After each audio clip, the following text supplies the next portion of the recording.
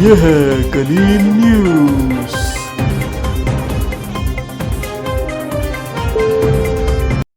खबरों से बाखबर रहने के लिए सब्सक्राइब का बटन दबाएं और बेल को दबाएं।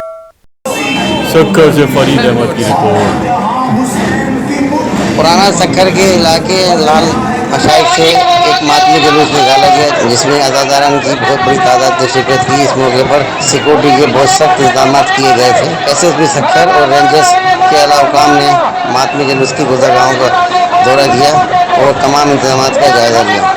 मातमी जुलूस की गुजरगाहों पर जगह जगह दूध और पानी की सबिलें लगाई गई थी और जुलूस के दाखिली और खारजी रास्तों पर जामा तलाशी ली गई थी और फर्स्ट एड के कैंप लगाए गए थे।